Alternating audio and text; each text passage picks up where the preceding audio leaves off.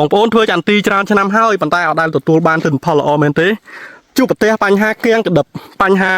លូតក្តឹបយឺតឬក៏បញ្ហាផ្សេងៗបងប្អូនអាចសាកល្បងងាកមកប្រើប្រាស់ផលិតផលរបស់ក្រុមហ៊ុន VKSN បានបងប្អូនតើតើជាមួយនឹងប្រសិទ្ធភាពលើដំណាំស្វាយចន្ទទីគឺពិតជាល្អមែនទេបងប្អូនក្តឹបលូតមកចង្កោមគ្រប់ដើមតែម្ដងក្តឹបលូតសឹងថាបងប្អូនមើលផ្ទាល់វាទុនតូមេឃធ្លាក់មកបងប្អូនមើលមកចង្កោមជាង10គ្រាប់នេះបងប្អូនមានចង្កោមខ្លះ 4-5 គ្រាប់វាគ្រប់ដើមតែម្ដងបងប្អូនមើលមេឃពីចម្ងាយទៅគឺវាទុនតូធ្លាក់សំយ៉ុង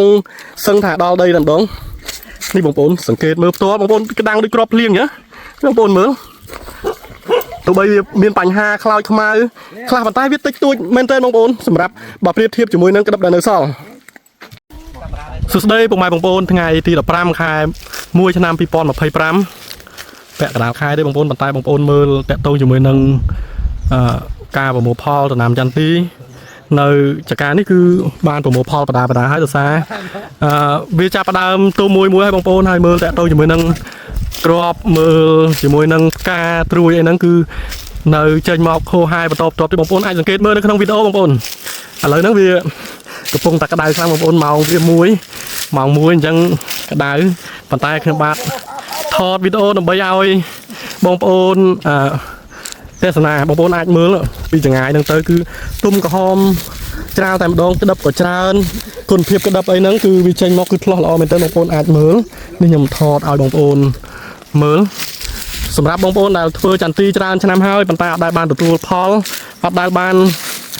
ចំណេញពីចន្ទទីបងប្អូនអាចប្រឹក្សាជាមួយនឹងក្រុមការងាររបស់ក្រុមហ៊ុន VKSN បានបងប្អូនសង្កេតមើលនៅតាមមេចន្ទទីកលុកកលៀតមេខ្ញុំបាទធ្វើការ zoom ដល់ឲ្យបងប្អូនងាយស្រួលទេសនាមិនមែនយើងថតតែម្ដងទេបងប្អូនគឺវាចេញល្អអញ្ចឹងគ្រប់ដើមតែម្ដងមិនថានៅចុងមេឃមិនថានៅមេឃក្រោមមេឃបាំងថ្ងៃវាចេញមកលក្ខណៈចកោមគ្រប់ដើមតែម្ដងនេះបងប្អូនអាចសង្កេតមើលនេះខ្ញុំថតកលឹងជុំវិញដើមឲ្យបងប្អូនងាយស្រួលទេសនានៅដើមផ្សេងទៀតដូចដើមនេះអីវាចេញផ្កាមកខ្លះក្តឹបលូតមួយប៉ុន្តែវាក៏ចេញមកខូហាយបដាដែរបងប្អូនពីដើមនេះអីក្តឹបចាប់ដើមចេញមក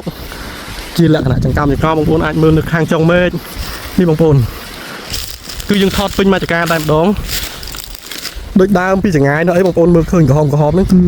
ផ្លែទុំបងប្អូនគឺចាប់ដើមទុំហើយសម្រាប់ដើមផ្សេងទៀតនេះបងប្អូនមើលដោយសារចន្ទទីវាខ្ពស់អញ្ចឹងវារៀងបាក់ថតបន្តិចតើយើងថតពីចង្ងាយយើងធ្វើការ zoom ទៅដើម្បីចាប់យក